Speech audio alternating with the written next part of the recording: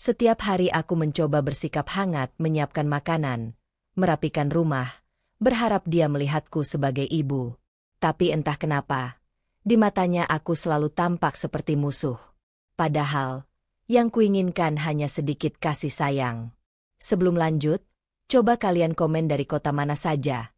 Kalau ada kritik silahkan tulis di kolom komentar. Senja mulai turun di sebuah desa pinggiran kota. Rumah sederhana milik Bu Ratna tampak ramai untuk pertama kalinya sejak lama. Hari itu, putra satu-satunya, Ardi, resmi membawa pulang istrinya, Maya. Bu Ratna berdiri di ambang pintu, senyumnya berusaha ramah, meski matanya berkaca-kaca. Sudah bertahun-tahun ia tinggal sendiri, hanya ditemani sepi. Kini, rumah itu kembali memiliki suara perempuan. Hatinya berdesir, seolah keinginannya untuk memiliki seorang anak perempuan akan benar-benar terwujud lewat sosok Maya. "Ayo, masuk, nak," ucap Bu Ratna pelan sambil menyambut Maya yang menunduk sopan. "Terima kasih, Bu," jawab Maya singkat, tanpa menatap langsung wajah mertuanya. Ardi yang menyadari ketegangan itu mencoba mencairkan suasana. Ia membawa masuk koper, sementara Bu Ratna menyiapkan teh hangat. Sepanjang malam, Bu Ratna berusaha menunjukkan perhatian. Ia menawarkan makanan, bertanya apakah Maya lelah, dan sesekali menyentuh tangannya dengan penuh kehangatan.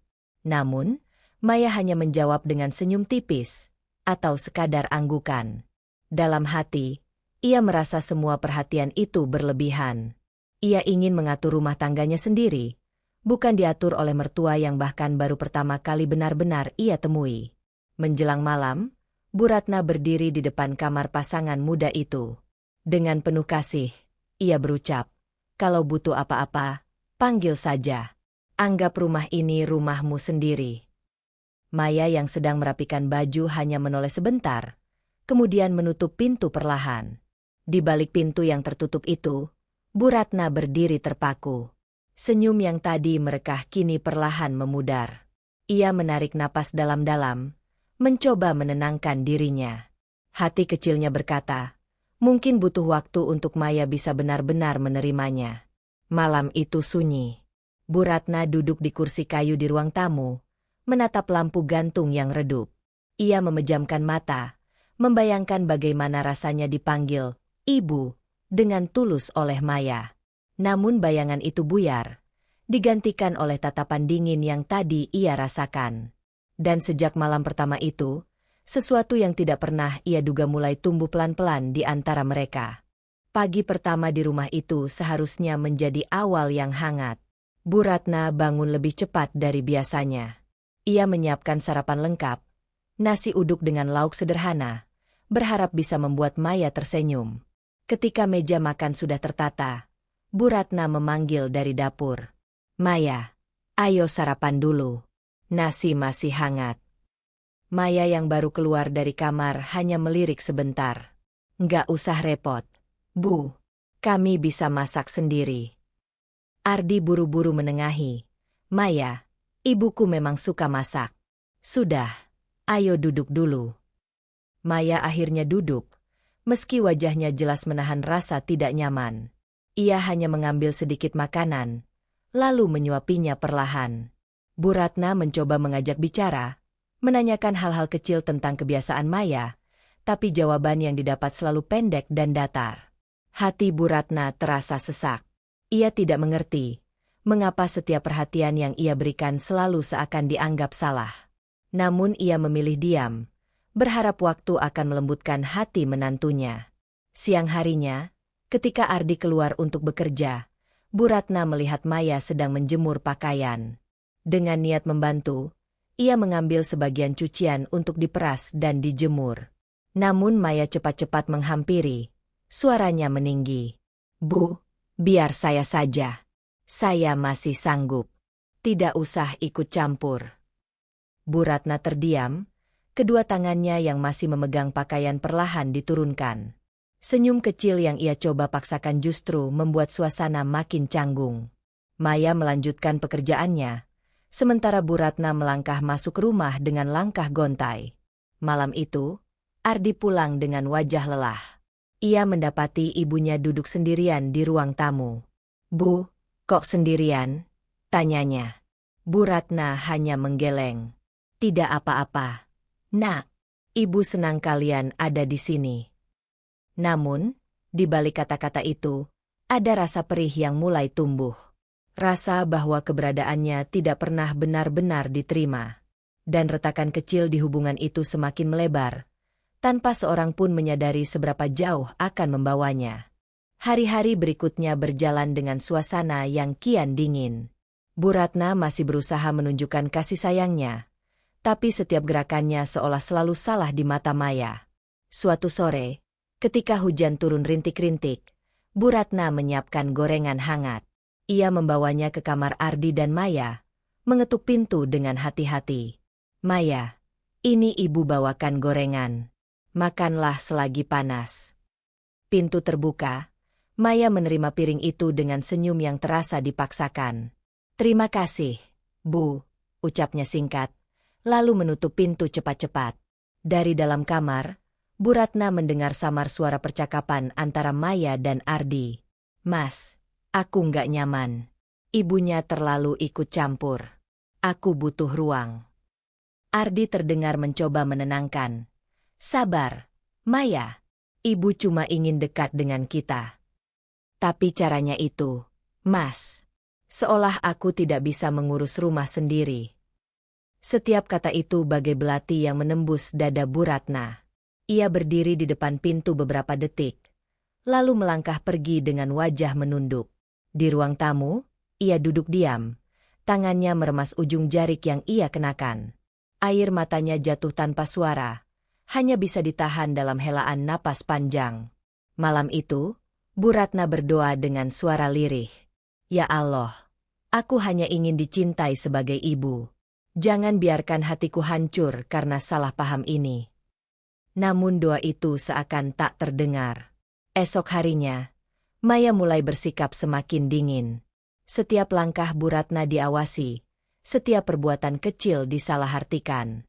Bahkan ketika Bu Ratna hanya sekadar menata ulang kursi ruang tamu, Maya bergumam keras. "Rumah ini jadi terasa bukan milikku sendiri." Ardi yang berada di tengah hanya bisa terdiam. Ia terjebak di antara kasih sayang seorang ibu dan perasaan istrinya. Dan di dalam kesunyian rumah itu, suara-suara yang tak pernah benar-benar diucapkan dengan jujur mulai membentuk jarak yang makin sulit dijembatani. Hari-hari di rumah itu terasa seperti berjalan di atas bara. Ada senyum di depan Ardi, tapi begitu ia pergi bekerja, suasana langsung berubah dingin. Suatu pagi, Bu Ratna sedang menyapu halaman. Tiba-tiba terdengar suara Maya dari dalam rumah. "Kenapa sih semua harus ikut campur? Bahkan tata letak dapur pun mau diubah. Aku jadi nggak betah." Kata-kata itu menusuk telinga Bu Ratna yang tak sengaja mendengar. Ia berhenti menyapu. Tangannya bergetar.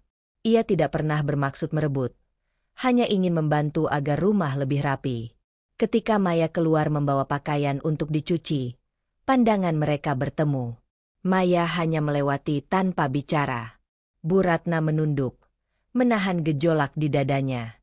Sore harinya, Ardi pulang membawa buah tangan. "Ibu, Maya, ayo kita makan bersama," katanya dengan semangat. Ia ingin menciptakan suasana hangat di meja makan. Namun yang terjadi justru sebaliknya. Ketika Bu Ratna menambahkan lauk di piring Maya, sang menantu buru-buru menahan. "Sudah cukup, Bu. Saya bisa ambil sendiri." Nada suaranya terdengar halus, tapi tatapannya tegas. Ardi terdiam. Suasana jadi canggung. Bu Ratna menarik tangannya perlahan, mencoba tersenyum. Namun hatinya terasa ditolak untuk kesekian kali. Malam itu, Bu Ratna duduk sendiri di beranda. Angin malam berhembus dingin, sementara pikirannya dipenuhi tanya. Kenapa setiap kasih sayang yang ia beri selalu berbalik menjadi jarak? Ia ingin bicara, ingin menjelaskan bahwa dirinya tidak pernah berniat menguasai, tapi suara itu terkunci dalam tenggorokan. Dari balik jendela, Maya memperhatikan mertuanya yang terdiam dalam gelap. Dalam hatinya, ia merasa terusik, seakan keberadaan Bu Ratna adalah bayangan yang selalu mengintai setiap langkahnya. Dan dari diam yang panjang itu, api kecil mulai tumbuh. Api yang kelak bisa membakar lebih besar daripada yang pernah mereka bayangkan. Hari itu, matahari bersinar terik. Ardi pamit lebih pagi karena ada pekerjaan mendadak. Tinggallah Bu Ratna dan Maya berdua di rumah. Suasana hening, hanya terdengar suara panci beradu di dapur. Bu Ratna berusaha mencairkan keadaan.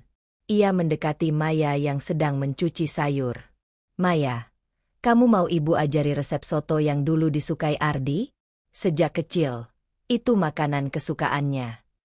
Namun Maya menoleh dengan tatapan datar. "Terima kasih, Bu. Saya bisa masak sendiri. Lagi pula, biar Ardi terbiasa dengan masakan saya, bukan dibandingkan dengan yang lain." Perkataan itu membuat dada Bu Ratna terasa sesak. Ia terdiam, lalu melangkah mundur. Senyum tipis yang ia pasang hanyalah tameng dari hati yang terluka. Siang menjelang sore, seorang tetangga lama datang membawa kabar. "Ratna, kamu beruntung sekali. Sekarang sudah ada menantu. Semoga bisa akrab ya, seperti ibu dan anak." Bu Ratna hanya mengangguk, meski di balik senyumannya tersimpan kebenaran pahit. Ia tidak sanggup bercerita bahwa justru menantunya menganggapnya musuh. Malam harinya, ketika Maya sedang berbicara lewat telepon dengan sahabatnya, tanpa sadar suaranya terdengar jelas ke ruang tamu. "Aku capek. Tinggal serumah dengan mertua itu bikin sesak. Rasanya selalu diawasi, apa-apa diatur. Aku ingin bebas, tapi tidak bisa." Bu Ratna yang mendengar dari kejauhan menutup mulutnya rapat-rapat, menahan isak. Ia mundur perlahan, kembali ke kamarnya.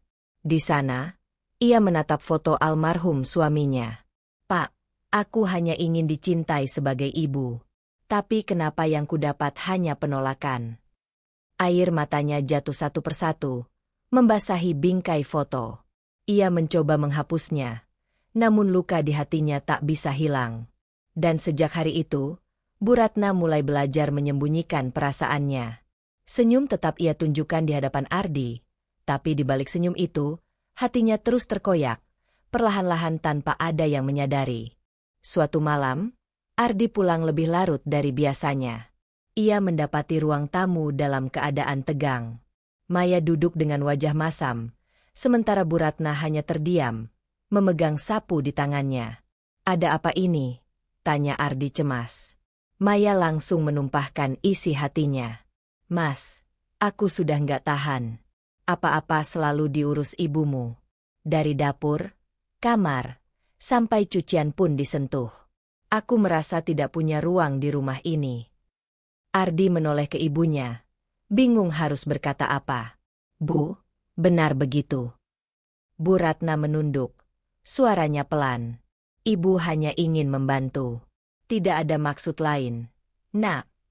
Tapi caranya bikin aku tertekan." "Mas," potong Maya cepat. "Aku ingin rumah tangga kita berdiri di atas kaki kita sendiri, bukan bayang-bayang mertua." Ardi terdiam, hatinya terhimpit di antara dua perempuan yang sama-sama ia cintai. Ruangan terasa sesak, udara malam semakin dingin. Bu Ratna menghela napas panjang, lalu meletakkan sapu yang sejak tadi digenggam. "Kalau keberadaan ibu membuatmu tidak nyaman, mungkin ibu harus lebih banyak diam. Maafkan ibu." Ia beranjak pergi ke kamarnya, meninggalkan Ardi dan Maya dalam kebisuan. Di dalam kamar, Bu Ratna menangis dalam diam. Hatinya hancur mendengar kata-kata menantunya. Ia merasa semua niat baiknya selalu dipelintir menjadi kesalahan. Namun di depan Ardi, ia tetap berusaha kuat, tidak ingin menambah beban pikiran anaknya. Sejak malam itu, suasana rumah semakin renggang. Bu Ratna lebih banyak mengurung diri, sementara Maya merasa sedikit lega, meski di dalam hatinya masih ada kegelisahan. Dan tanpa mereka sadari, pertengkaran malam itu menjadi titik awal dari luka yang lebih dalam. Luka yang perlahan mengubah wajah kasih sayang menjadi dingin, penuh jarak yang sulit dijembatani. Hari-hari berikutnya berjalan sunyi.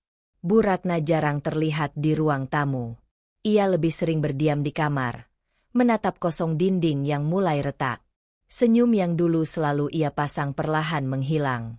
Suatu sore, Ardi pulang membawa buah tangan, berharap bisa mencairkan suasana. Ia mengetuk pintu kamar ibunya. "Bu, ayo makan bersama. Aku bawakan sate kesukaan kita." Pintu terbuka. Bu Ratna mencoba tersenyum, tapi matanya sembab. Ardi menatap ibunya lekat-lekat. "Bu, ibu kenapa? Ibu sakit?" Bu Ratna menggeleng. "Tidak, Nak. Ibu baik-baik saja." Namun Ardi tahu, ibunya tidak sedang baik-baik saja. Ia ingin bertanya lebih jauh, tapi Maya yang muncul dari dapur langsung berkata, "Mas, ayo makan dulu. Dinginnya nanti." Ardi terjebak, hanya bisa menuruti, sementara Bu Ratna kembali menutup pintu perlahan. Malam itu, ia menatap kembali foto suaminya. Bisikan lirih keluar dari bibirnya. "Pak, andai kamu ada, mungkin Maya bisa lebih mengerti. Aku tidak punya siapa-siapa lagi selain mereka."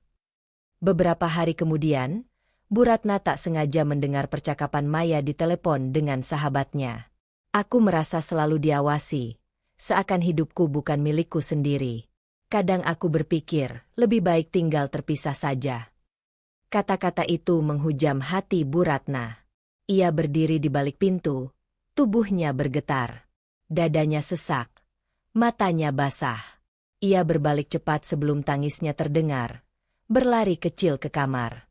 Di sana, ia menutup wajahnya dengan tangan, berusaha menahan suara isak. Ia sadar, kasih sayang yang ia tawarkan tak pernah dianggap. Ia hanyalah bayangan, keberadaannya dianggap beban. Namun, jauh di lubuk hatinya, masih ada secercah harapan. Harapan bahwa suatu hari, Maya akan melihat ketulusannya. Meski kini, luka itu sudah semakin dalam, menggerogoti hati yang rapuh. Pagi itu, udara terasa pengap meski matahari bersinar cerah. Bu Ratna duduk di teras, menatap jalanan yang lengang. Di pangkuannya ada kain jarik tua peninggalan suaminya. Ia meraba-raba serat kain itu seolah mencari kekuatan. Dari dalam rumah, suara Maya terdengar jelas. "Mas, aku serius. Aku ingin kita tinggal terpisah. Aku nggak bisa terus begini. Mas, aku ingin rumah tangga yang tenang, tanpa rasa tertekan." Ardi terdiam. Suara beratnya terdengar menahan emosi. "Maya, ini rumah ibuku. Aku nggak bisa begitu saja meninggalkannya. Dia sendirian." "Justru itu, Mas," sahut Maya cepat. "Dia terlalu sendiri. Makanya semua ikut diurus. Aku capek. Kalau terus seperti ini, aku yang nggak sanggup." Kata-kata itu mengalir sampai ke telinga Bu Ratna. Tubuhnya kaku, matanya berkaca-kaca. Ia tahu cepat atau lambat, keinginan Maya akan jadi kenyataan. Ketika Ardi keluar dari kamar, ia kaget melihat ibunya duduk terdiam dengan wajah pucat. "Bu, kenapa di luar? Panas begini." Bu Ratna tersenyum samar. "Ibu hanya ingin udara, Nak." Namun dalam hati, ia sedang menimbang sesuatu yang berat. Melepaskan anaknya agar rumah tangga mereka bahagia, atau bertahan dengan risiko terus dianggap penghalang. Malam harinya, Bu Ratna berdoa lebih lama dari biasanya. Suaranya lirih, nyaris tak terdengar. "Ya Allah, jika memang aku hanya menjadi beban, beri aku kekuatan untuk ikhlas. Jangan biarkan aku hancur karena rasa ini." Di luar kamar, Maya berdiri mendengarkan, wajahnya tanpa ekspresi. Entah ada sedikit rasa iba, atau justru semakin mantap dengan keinginannya. Dan malam itu, rumah yang dulu penuh harapan kembali diliputi bayangan kelam. Bayangan perpisahan yang semakin dekat, menunggu waktu untuk benar-benar terjadi. Sejak percakapan itu, rumah menjadi dua dunia yang berbeda. Di satu sisi, Maya semakin sering berdiam diri di kamar bersama Ardi. Di sisi lain, Bu Ratna memilih mengurung diri, sibuk dengan hal-hal kecil yang seolah tidak berarti. Suatu siang, Bu Ratna sedang menjemur pakaian ketika Ardi mendekat.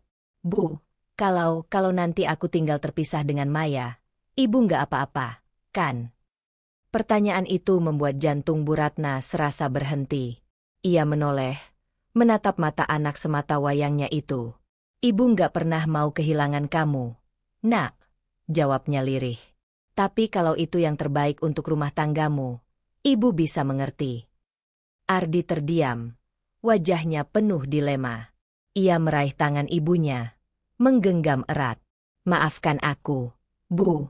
Aku hanya ingin semua bahagia. Bu Ratna tersenyum pahit. Kebahagiaanmu adalah kebahagiaan ibu. Jangan pikirkan ibu. Namun setelah Ardi berlalu, senyum itu runtuh. Air mata kembali jatuh, membasahi pipi yang sudah lelah menahan segalanya. Malam harinya, Maya kembali menekan Ardi. Mas, sampai kapan kita harus begini? Aku ingin keputusan sekarang. Kalau Mas sayang sama aku, buktikan. Ardi menunduk. Hatinya remuk. Ia tahu apa yang diminta istrinya berarti meninggalkan ibunya sendirian. Di kamar sebelah, Bu Ratna mendengar suara-suara itu samar. Ia memeluk bantalnya erat-erat, seolah itu satu-satunya sandaran yang tersisa. Hatinya berperang, antara menahan anaknya tetap di sisinya atau merelakan demi rumah tangga mereka. Dan malam itu, di tengah keheningan, Bu Ratna sadar, sebuah keputusan besar akan segera diambil.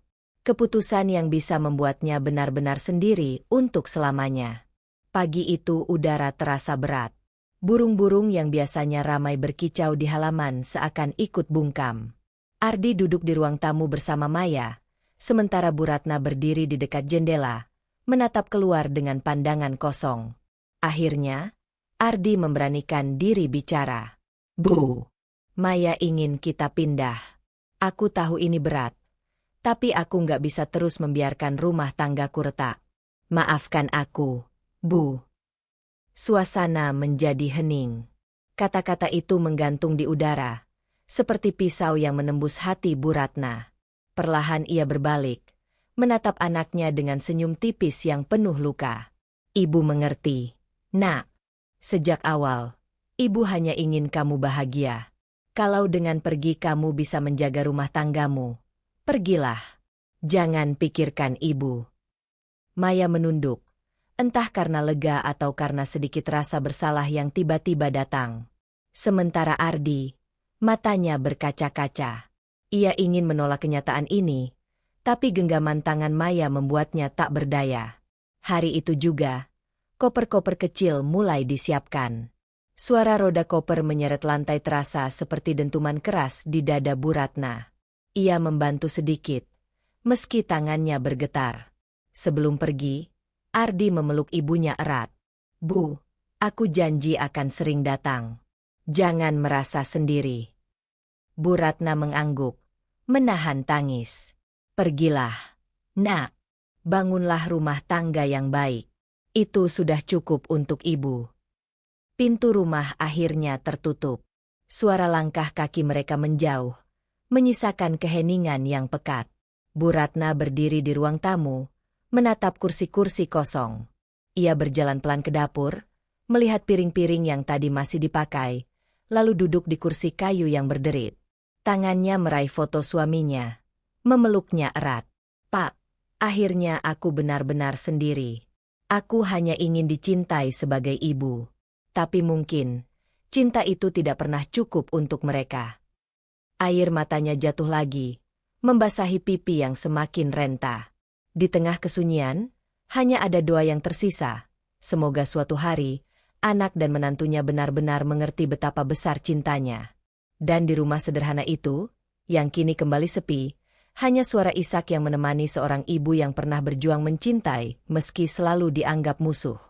Begitulah kisah seorang ibu yang hanya menginginkan sedikit kasih sayang, namun sering disalahpahami, bahkan dianggap musuh. Dari cerita ini kita belajar bahwa tulusnya cinta seorang ibu kadang tidak terlihat, tapi kehilangannya selalu meninggalkan luka yang dalam. Semoga kisah ini mengingatkan kita untuk lebih menghargai, menyayangi, dan mendengarkan hati seorang ibu, sebelum penyesalan datang terlambat. Jangan lupa dukung channel ini dengan like, subscribe, dan bagikan agar lebih banyak yang tersadar akan cinta seorang ibu.